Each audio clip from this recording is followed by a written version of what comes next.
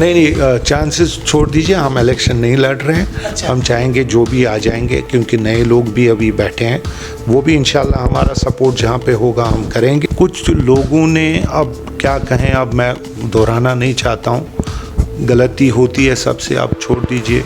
अब हम नया एक चैप्टर 22 आने वाला है, so we also want to see elections happen. Administration से हमने अपील की, कोर्ट से अपील की। 2014 फ्लड्स के बाद आप अगर देखें तो यहाँ के बिजनेस कम्युनिटी एक साल में 10 ख़राब होते हैं तो दूसरे साल में 100 ख़राब होते हैं। तो हम चाहते हैं एक बार एक अपॉर्चुनिटी मिलनी चाहिए। नाजरीन आदाब, खबर उर्दू में आपका खैर मकदम है और मैं हूँ आपका दोस्त आसिम मोहिद्दीन। जैसे कि आपको पता है कि जो पॉलिटिकल अनसर्टनिटी होती है किसी रीजन में भी जब होती है, तो वहाँ पर सबसे ज़्यादा इसका जो फॉल आउट होता है, फर्स्ट फॉल आउट वो वहाँ की इकॉनमी पे होता है, वहाँ की मईशत पे होता है, और वहाँ का जो इकोनॉमिक एटमॉस्फेयर जो होता है वो इससे काफ़ी ज़्यादा सफ़र करता है। अगर हम कश्मीर की बात करें तो कश्मीर में पिछले 3 दहाइयों से ज़्यादा ऐसा ही कुछ माहौल चल रहा है जिसमें यहाँ की जो इकॉनमी है कभी फ्लोरिश ना हो पाई। अगर खुसूसन हम बात करें पिछले 3 सालों की, तो 3 सालों में तो यहाँ की जो मईशत है या फिर जिसको हम इकॉनमी कहते हैं, तो बिल्कुल उसकी कमर टूट चुकी है। हर तरह से यहाँ पर इस वक्त काफ़ी डिप्रेशन इकॉनमी में लग रहा है।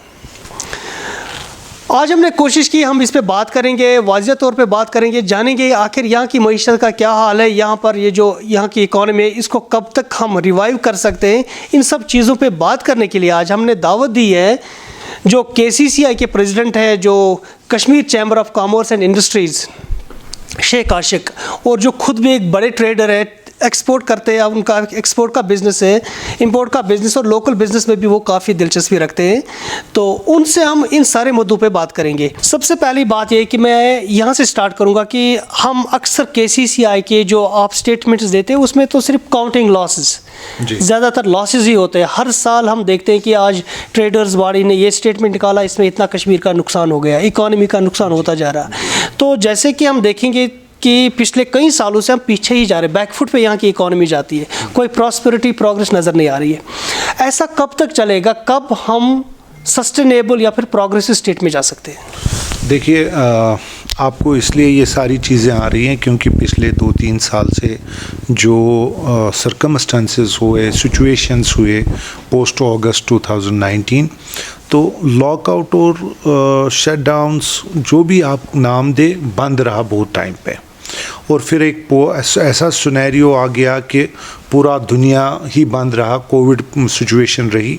तो मेरे ख्याल से इन सारे मामलातों को लेके जब हम निचोड़ते हैं तो एक ही सामने चीज़ आ गया कि अनएम्प्लॉयमेंट राइज़ हो गई। और वो अनएम्प्लॉयमेंट जब राइज़ होती है तो वो ऐसी एजेंसियां बैठी हैं जो इसको रिपोर्ट करती हैं। तो मेरे ख्याल से हमारा कहना उसी वक्त जस्टिफाई होता है जब वो सर्टिफाई करते हैं कि इतने लोग और इतनी परसेंटेज अनएम्प्लॉयड, बेरोज़गारी बढ़ गई है। इंडिया में, पूरे इंडिया में हमारा जो अनएम्प्लॉयमेंट रेट सबसे ज़्यादा है, 20+%। देखिए, हमारा मकसद अभी जो हम हमेशा आप कहते हैं, हमारा मकसद और मुद्दा यही होता है कि गवर्नमेंट की नोटिस में ये बातें लाएं कि हम अगर ऊपर जा रहे हैं तो किस लेवल तक जा रहे हैं, अगर हमारी कहीं कमज़ोरियां हैं, नीचे जा रहे हैं, बिजनेस से सफ़र कर रहे हैं, ताकि ये हमारा रोल है और जॉब है कि उनके नोटिस में लाना। फिर गवर्नमेंट कितना सीरियसली लेती है, क्या करती है, वो उनका काम होता है। अब देखिए, जब भी ये इश्यूज़ हमारे सामने आ गए, हमने पहले ही इंस्टेंस में इसमें टेक्निकल टीम जो भी चैम्बर से हो सका उस वक्त एक जितना भी डेटा कलेक्ट किया और एक लॉस रिपोर्ट बनाया और वो हमने गवर्नमेंट के सामने रखा। और फिर इतनी डेवलपमेंट्स हो गई, फिर पेंडेमिक पे पेंडेमिक आ गया और गवर्नमेंट के सामने ये रखी सारी चीज़ें। तो लास्ट ईयर उन्होंने 1350 करोड़ एक पैकेज एक दे दिया। तो जो हमारी सिचुएशन थी, हर बिजनेसेस को हम चाहते हैं कि जो भी बिज़नेस यहाँ करना चाहेगा जम्मू एंड कश्मीर में, उसको पहले हमें देखना है कि जो लोग पहले ही बिजनेस करते हैं, like those who have involved themselves, their sweat, blood, everything is involved in this businesses, they should be given hand holding. तो लोगों को ये समझना चाहिए जब बिजनेस एक्टिविटी बढ़ती है तो बेरोज़गारी ऑटोमेटिकली, ये दीज आर इंटरकनेक्टेड, और महंगाई जितनी भी हो जाएगी, यकीन मान लीजिए ये भी उरूज पे ले जाएगा बेरोज़गारी। सोल्यूशन क्या है? मतलब आपने एक जो डॉक्यूमेंट उस वक्त बनाया था 2019 के बाद, हालांकि वो कोई ऐसा शटडाउन नहीं था जो लोगों ने वॉलंटियरली किया था, वो गवर्नमेट की तरफ से था उस वक्त।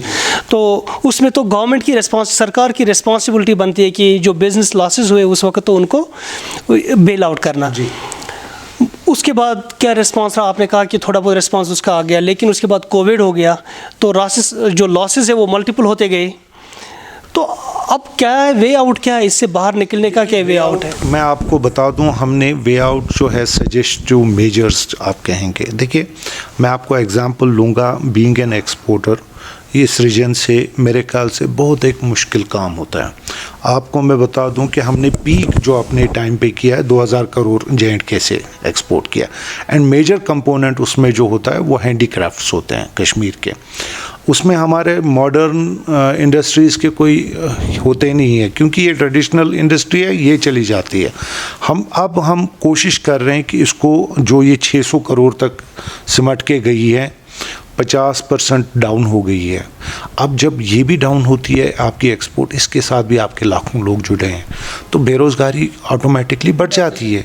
अब देखिए हमने कोशिश की है, अभी रिसेंटली हमने 2-4 सेमिनार्स भी किए हैं जिसमें हम चाहते हैं कि हमारे यंग लोग, आप देखिए एक्टिव 1500 आई कोड होंगे, इंपोर्ट एक्सपोर्ट कोड होंगे, while as we are targeting at least 20,000 अगर हम ये टारगेट कर पाए 2022 में, एक साल को लेके, तो ये एक बहुत बड़ी एक डेवलपमेंट होगी। क्योंकि जिस रीजन का एक्सपोर्ट मेरे ख्याल से कम हो वो प्रॉस्पर नहीं कर सकता है। हमारे पास कुछ प्रोडक्ट्स ऐसा है कि जो इनहेरिटेंस में है, ट्रेडिशनली है, कल्चरल के साथ है, कल्चर एक बना हुआ है, हेरिटेज, मगर हम नया कुछ उसमें जोड़ नहीं पा रहे हैं।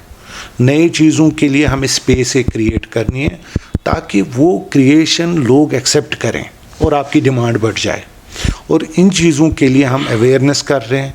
श्रीनगर में अभी 2-3 सेशन हो गए हैं, अभी बाकी जगहों पे आप आने वाले दिनों में देखेंगे कि हम चाहते हैं कि एटलीस्ट 1000 करोड़ से ऊपर ये चला जाए नेक्स्ट 1-2 साल में, और फिर जाके 5 साल का टारगेट हम 3-4 हज़ार का रख सकते हैं।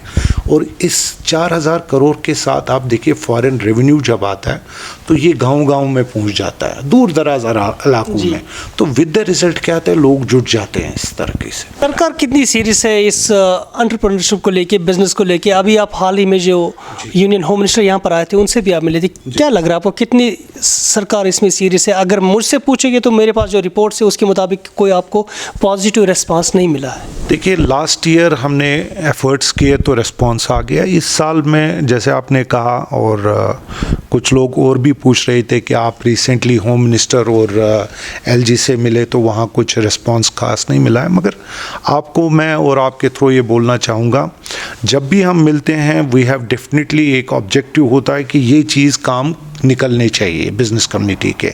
कभी गवर्नमेंट मानती है, कभी नहीं मानती है।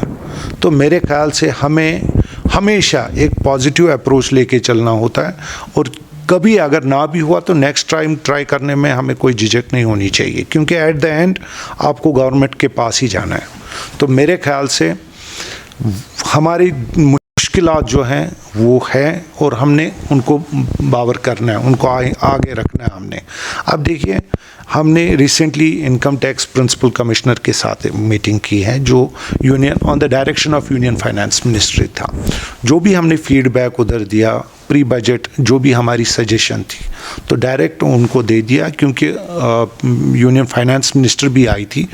उन्होंने इंटरेक्शन में उधर सीधे ही बोला कि मैं आपके साथ अपने जो डिपार्टमेंट्स हैं उनसे आपको फीडबैक लूँगी। तो हमने अभी दिया है, उसमें हमने प्रपोज़ किया है, जो हमने अभी रिसेंटली आपको पता होगी यूनियन कॉमर्स मिनिस्टर के साथ भी हमने एक मीटिंग की, जहाँ पे हमने सजेस्ट किया कि यहाँ पे एक मॉडल कारपेट विलेज, और वो कारपेट विलेज भी हमने सजेस्ट किया श्रीनगर में नहीं, डिस्ट्रिक्ट बांडीपुरा में, सुंबल सोनावारी इलाके में, क्योंकि you have maximum weaver strength there. तो हम चाहते हैं कि इसी तरह हर एक डिस्ट्रिक्ट में एक एक क्लस्टर ऐसे बने जो कि इटसेल्फ एक, या तो हमें पहले एक्सपोर्ट डेस्टिनेशन तब बन जाती है जब आप पहले प्रोडक्शन हब बनाएंगे। प्रोडक्शन हब में हमें इसको ऑर्गेनाइज्ड वे में लाना है, वीवर्स को अपग्रेड करना है, उनको सोशल स्टेटस जो है वो अपग्रेड होगा तब जब हमें इंफ्रास्ट्रक्चर होगा, जब आपके सर्दियों में हीटिंग हो, एक साफ़ सुथरा माहौल हो। देखिए आपके जो ये प्रोडक्ट्स हैं ये यूरोप और अमेरिका जाते हैं तो आजकल उनका सोशल स्टेटस भी देखा जाता है।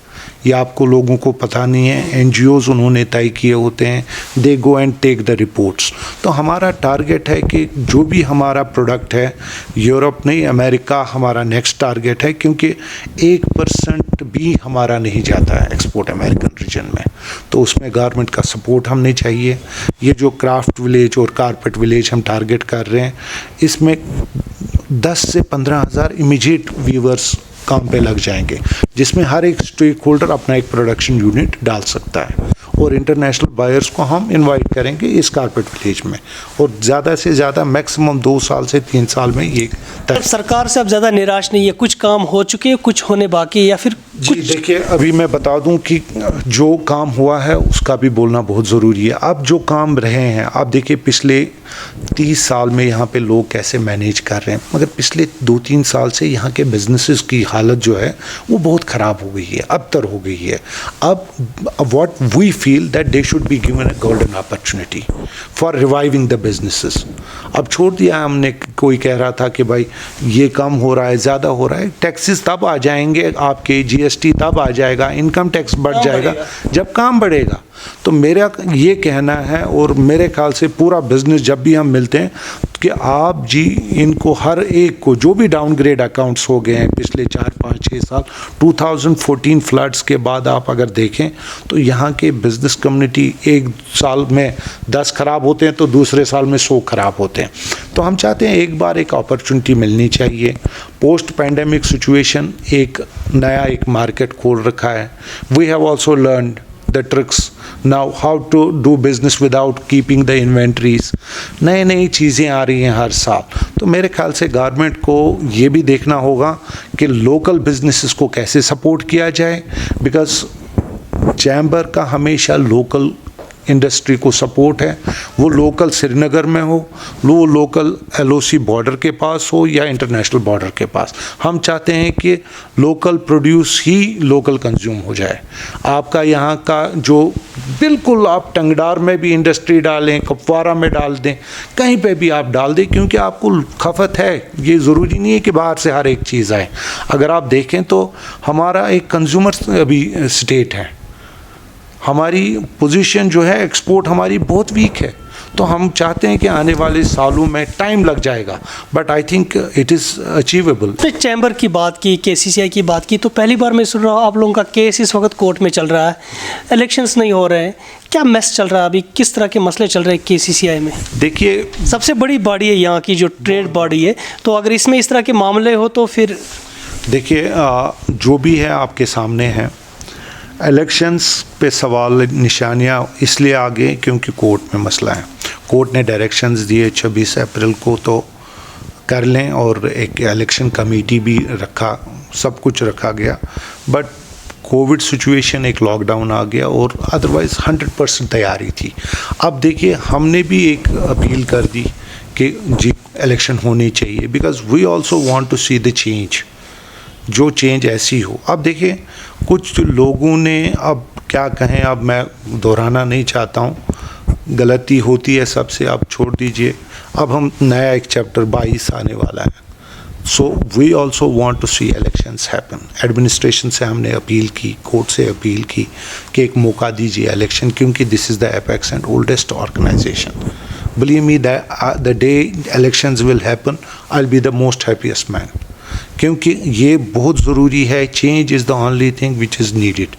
जो भी लोग चेंज के लिए वोट करेंगे, जो 1-2 उसमें जब भी आ जाते हैं, क्योंकि नया जब भी इलेक्शन होगा, जो भी लोग होंगे, हम इनकरेज करते हैं नए लोग भी इसमें पार्टिसिपेट। इसमें तो आपका कॉन्स्टिट्यूशन जो है उसके मुताबिक एक बंदा 2 ही बार इलेक्शन लड़ सकता है, या फिर वो तो 2 ही बार प्रेसिडेंट बन सकता है। वो तो आपके लिए तो चांसेस नहीं, चांसेस छोड़ दीजिए, हम इलेक्शन नहीं लड़ रहे हैं। अच्छा। हम चाहेंगे जो भी आ जाएंगे, क्योंकि नए लोग भी अभी बैठे हैं, वो भी इंशाल्लाह हमारा सपोर्ट जहाँ पे होगा हम करेंगे।